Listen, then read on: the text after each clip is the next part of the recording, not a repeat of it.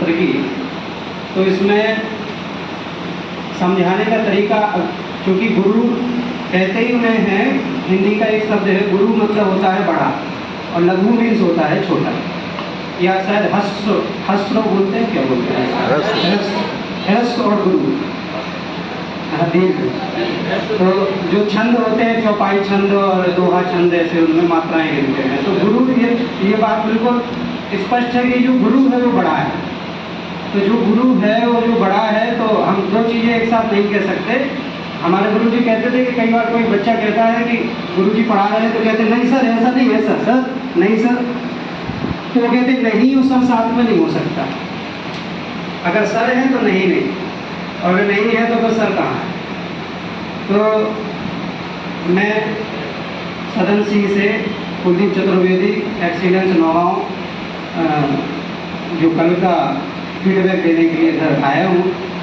जीव विज्ञान विषय हमारा उच्च माध्यमिक शिक्षक हूँ मैं। एक्स फैकल्टी, इसके पहले मैं सरस्वती विद्या मंदिर इंटर कॉलेज नौरानीपुर में 2015 से 2023 तक जीव विज्ञान विषय पर लेक्चरर रहा हूँ। प्राइवेट, जो अपने यहाँ सरस्वती हायर सेकेंडरी कहते हैं एमके में, हमारे यहाँ इंटर कॉलेज कहते हैं। गुरुजनों का पढ़ाने का तरीका ही अलग है, बड़ा ही अद्भुत होता है, और हर गुरु किसी न किसी का शिष्य होता है, ये भी बात बिल्कुल क्लियर है। कल श्री नामदेव जी का जो तरीका था बहुत अच्छा लगा पढ़ाने का, कि विशेष आवश्यकता वाले जो विद्यार्थी थे, तो सब लोगों ने डेफिनेशन अलग अलग बताई, और ज़्यादातर एक जैसी ही डेफिनेशन थी, लेकिन उन्होंने जो एक उदाहरण दिया कि जैसे हमें पढ़ने के लिए चश्मा की आवश्यकता है, विशेष आवश्यकता, तो बहुत अच्छा समझाने का तरीका आपका लगा। श्री नामदेव जी के लिए सभी लोग तालियां बहुत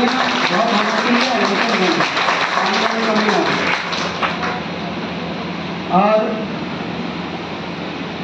अवकाश का तो सब इतने ध्यान से पूछ रहे थे, इतने ध्यान से कि ये मतलब कोई चीज़ छूट ना जाए कि सर ऐसा नहीं तो ऐसा, सर ऐसा नहीं तो क्या होगा सर।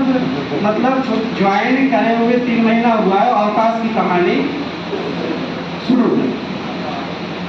हमें ये सारे लाभ जितने हो सके मिल जाए, अवकाश तो बहुत जरूरी है। तो जो मैडम है अपनी श्रीमती मनोरमा वर्मा जी प्राचार्य जी ने जो बताया, बहुत अच्छी तरह से सबकी बात सुन करके उनके लिए सांसुर शाश्वत में मनगम शांत रहती हैं, शांत रह करके ही सब चीज़ों का जवाब दे देती हैं, क्योंकि मौन भी बहुत बड़ा शस्त्र होता है, उनके लिए भी चाहिए।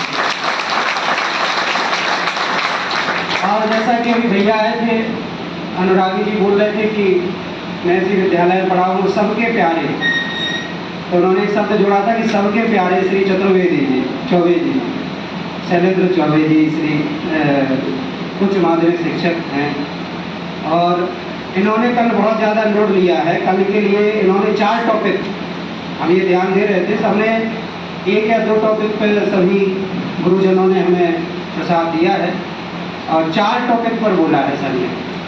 Cash book, CM rise, profile updation और राष्ट्रीय शिक्षा नीति भी कल आपने बताई है। आपके लिए विशेष ताली, आपका बहुत बहुत आभार।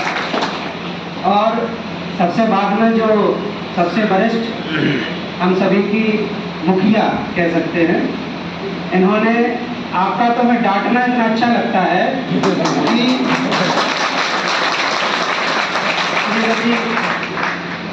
जेवा मैडम जी प्राचार्य हैं। हम लोग कभी भी गुरु बन जाए, हजारों बच्चे पैर छूते हैं, सब मिलते हैं, लेकिन जब हम घर में पहुंचते हमारे पिताजी का अरे बुद्धू चंद, तो हमें बड़ा अच्छा लगता है कि हम बुद्धू चंद हैं। अरे मूर्ख कहेंगे, ज्ञान नहीं है तुमको। तो जैसे कभी कभी बड़े लोग हमारे घर के जब हमें डांटते हैं तो बड़ा अच्छा लगता है कि कम से कम कोई है जो हमें संभालने वाला है, कहने वाला है। कई बार मैडम कह देती है कि कभी कहा था ड्यूटी करनी पड़ेगी चुनाव की, क्यों नहीं कर पाओगे। बहुत ही अच्छा जो है, अच्छा लगा कि कम से कम एक अधिकार, हमारे ऊपर किसी का अधिकार। और फीडबैक तो बहुत है, इतना बड़ा फीडबैक है कि कब तक दे, लेकिन कुछ चीज़ें आप लोगों की जो है जैसे अमिट छाप छोड़ देती है। पहले दिन से आप लोगों ने, सभी गुरुजनों ने जो अमिट छाप छोड़ी है, जैसे यहाँ पर सबसे पहले इस विद्यालय के प्राचार्य आए थे तो उन्होंने कहा था कि हम राम लक्ष्मण सीता जी को नहीं जानते। ये शब्द एक अमिट छाप छोड़ने वाला है कि आज का बच्चा हमारे सांस्कृतिक विरासत को नहीं जानता। जैसे कि कल श्री चौबे जी ने जो राष्ट्रीय शिक्षा नीति के बारे में बताया तो उसमें कहा कि सनातन से जुड़ी हुई शिक्षा, एक शब्द यूज किया था आपने, सनातन। तो जो सनातन का अर्थ यही है कि जैसे अभी हम लोग प्रार्थना करते हैं, बहुत छोटा सा उदाहरण ले लेते हैं तो बोलते हैं सरस्वती माता की जय, यहाँ तक तो समझ में आता है। फिर बोलते हैं हम लोग भारत माता की जय। अब हर पूरे विश्व में जितने भी देश हैं उनके लिए देश क्या है? देश एक भूमि का टुकड़ा है जिसकी एक बाउंड्री है, जिसकी सीमाएं हैं, जिनके किनारे या तो कोई सागर लगा है या कोई बॉर्डर है, चाहे कोई रेखा हो। लेकिन हम कभी ये नहीं कहते भारत देश की है, भारत माता की है। और आपने कभी नहीं सुना होगा कि अमेरिका माता, चीन माता, जापान माता, रूस माता, भारत माता। तो ये जो पंडित दीनदयाल उपाध्याय जी का नाम आप लोगों ने सुना हो, उन्होंने एकात्मवाद का सिद्धांत दिया है जो यूपीएससी के टॉपिक में भी आता है, कुछ लोग तैयारी कर रहे हो तो उसमें एकात्मवाद के भी क्वेश्चन आएंगे। तो हम सभी इस देश को देश नहीं मानते हैं, ये भूमि का टुकड़ा नहीं है, ये हमारी मदरलैंड है, जिससे हमारा जो एक अटैचमेंट है वो माँ और बेटे का है। तो इसलिए हम कहते हैं भारत माता, यही सनातन है, यही सनातन है, यही भारतीय संस्कृति है, जिसको लेकर के जो देश संस्कृति अपनी छोड़ देता है वो देश बहुत जल्दी नष्ट हो जाता है, बहुत जल्दी।